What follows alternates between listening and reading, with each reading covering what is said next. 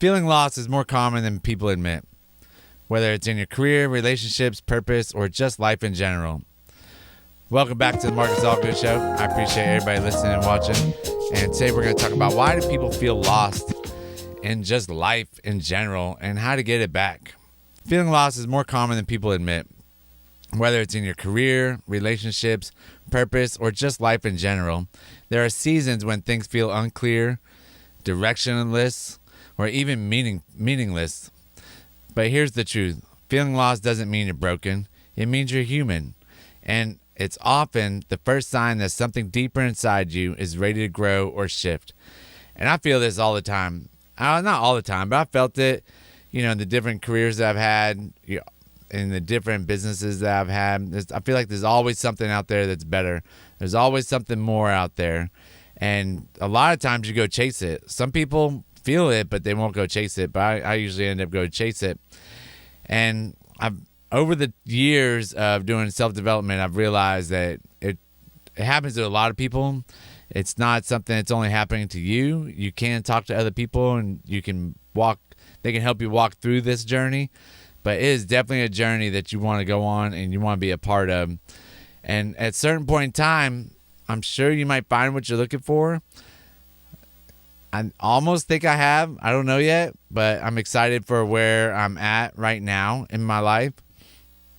And just grateful of where I am right now and what I've been doing. So number 2, why do people feel lost? Disconnection from purpose. If you're not living your purpose, you're going to feel lost for sure. Many people are simply going through the motions, living the rat race, working the 9 to 5, just hating life, working jobs they don't love, living lives they don't design, or living lives they didn't design. When you're not aligned with what truly lights you up, even success can feel empty. I know I feel alive and I'm ready to go when I'm working out. So I know that part of me is where I need to be. Working out is something I love to do. And right now I've been doing some investment real estate with some clients, and I've been loving it. I've been doing it since April and having a blast doing it. I get to negotiate a whole bunch. I get to try and get the lowest price I can for my clients. Like, it's so much fun. I think I might have found it. We don't know yet. You gotta give it, a good year or two. And a lot of times I don't even feel like it's work. I'll get lost looking at properties. A couple hours, 3-4 hours go by. I'm like, oh gosh, I gotta go do something else. I gotta get off the computer. Gotta quit looking at properties. So maybe I found it. Maybe I haven't. We'll find out in about a year or so. I love doing the podcast. I lose time in it. And then, everybody just remember, I haven't even found my purpose yet or my way and everything. I still feel lost all the time. But we're getting closer. And I'm 48. It's getting a little bit closer. Too many voices, not enough silence. Social media, societal expectations, family opinions, they all get loud. Your friends, they all say you should be doing something else, or you should be doing this, you should be doing that. Even your spouse can be doing that to you. When everyone else is telling you who to be, you cannot forget how to listen to yourself. You've got to figure out who you are deep down inside. Like, I love working out. I work out all the time. Nobody's going to tell me that I shouldn't be working out. Even if they did tell me I shouldn't be working out, I'm still going to work out. That part, nobody's going to tell me any different. But, is real estate really my thing? I met a guy the other day that was like, you're doing the right thing. You're doing what you need to be doing. I was like, oh, thanks, man. I appreciate it. And this is the first interaction, probably within like a half, 15 minutes of just talking with each other, and just he could hear the passion in my voice with it. Unprocessed pain or trauma. Sometimes we feel lost because we've buried parts of ourselves under unresolved pain. I giggle because I guarantee you I've done that. I guarantee you I have so much unresolved pain deep down inside that I haven't put out there. But I don't really want to bring it back up. So hopefully it's not affecting me too much. That emotional weight can keep you stuck, unsure why you can't move forward. It can be so deep into you that the trauma is just holding you back from making the gains that you want to gain. that you want to get, moving forward, having self-confidence, having self-esteem, all sorts of different things that this trauma could be holding you back from. But if you can get past it, even without bringing up all that old trauma, you can feel confident in your own skin. You can feel confident in the job you're doing, the career you're doing, just being yourself. You're going to push past most all the obstacles. Constant comparison. We all do this. I actually had a friend message me because I'm doing a high rocks competition in November. And we were talking about her doing a marathon, me doing a high rocks. And she was like, well, what's the average person's time? I said, I don't know. I don't look at the average person's time. I only look at the top time. And it just came out. And I was like, dang, I guess I do compare myself. But I'm only comparing myself to the top times. So that is even harder. I put more stress on myself to try and get a top time, knowing I'm not a top athlete anymore. But that's who I compare myself to. So if I'm 10, 15 minutes within them, probably doing a win. But I don't want to be the average time person there. I don't want to be the average person. I'm trying to do better. I want to be better. So I compare myself to the top and not the average. Comparing your behind the scenes to everyone else's highlight reel creates insecurities and confusion. Stay off social media. Don't worry about that. You got to remember that's just highlight reels. Nobody's usually showing the failures. They're all showing the PRs and things like that. You start chasing a life that was never meant for you by looking at social media, looking at Instagram, looking at TikTok, wishing you could do what they're doing when that's not what you're supposed to be doing. You got to think about what you're doing and go with it. Like, I post some workout videos. Are they great? No, but I post them. Is this podcast great? No, probably not. Could it be better? Always. Anything could be better. I would love some motivation, somebody to teach me a little bit more about how to make the podcast better. But at this point in time, we can't pay for that. So we have no budget. So we're going with what we're doing and what we've been doing this whole time. And then you got major life changes, divorce, job loss, losing a loved one, a health crisis.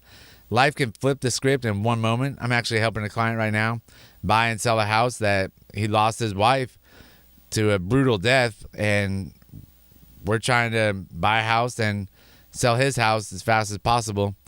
And his life got flipped upside down. He thought he was 70 years old and he thought he was going to live 10 more years with his wife, and now his wife's gone, and just so many different things can happen. And when your old identity no longer fits, it's easy to feel like you don't know who you are anymore.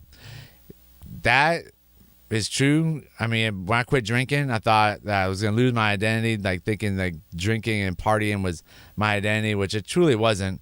And I had to go back to who I thought I was as a kid before I started drinking, the kind, nice, loving person that help anybody out, not the alcoholic, a-hole that, doesn't care about anybody, only cares about himself and, almost narcissistic almost.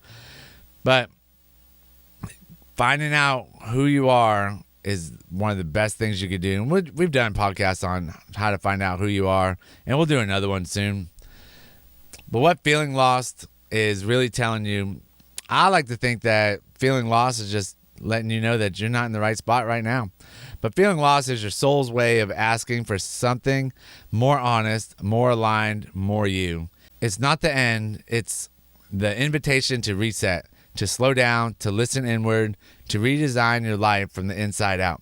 It's a chance just to start over and build a new person. Take some of the old traits that you had and stack them on top of each other with the new ones and see where you go.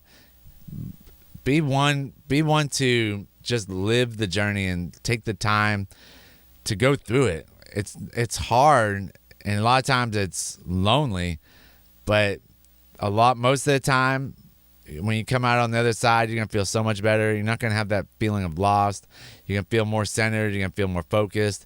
You're going to feel more like yourself, your true self. And you'll see people on TikTok always talk about how they found themselves or, how they feel lost. And it's just part of growing. If you're not trying to grow or if you're not actively growing, then you're going to feel lost.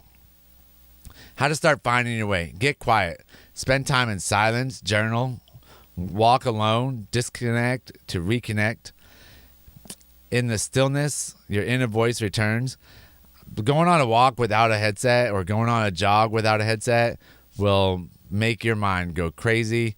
It's not crazy, but it's like you will start thinking of all sorts of different things that you could be doing, you could be working on, you could be helping somebody else out with, what you're feeling, how are you sad, depressed, are you happy, and you can also meditate just to sit in silence. But once you turn off all the noise, turn off all the distractions, and really think about what you're doing for yourself and what your mind wants to talk to you about, that's when you start really, where the change really fits in and starts digging deep into you.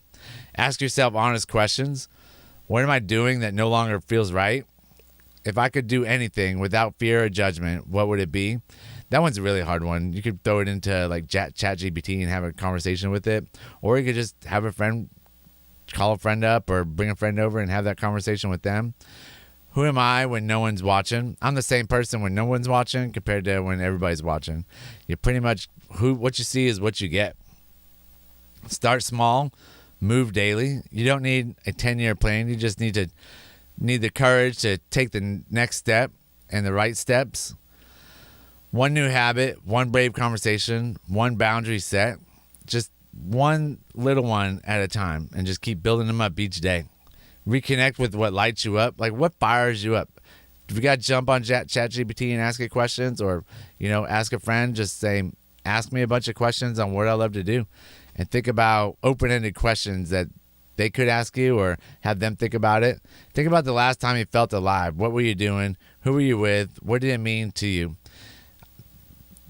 A lot of the great things I've done, like when I felt most alive, was when I had my buddies working out at the CrossFit gym and doing competitions. Like, that was a lot of fun. Like, it was just one of those moments that I'll probably never get back. I'm going to go to the High Rocks competition with my buddy, and hopefully that'll bring that back a little bit, that fire and just that little edge where you're like, man, this is awesome. But it's going to be a rough one. It's going to be rough. Talk to someone, a mentor, a coach, a counselor, or a friend.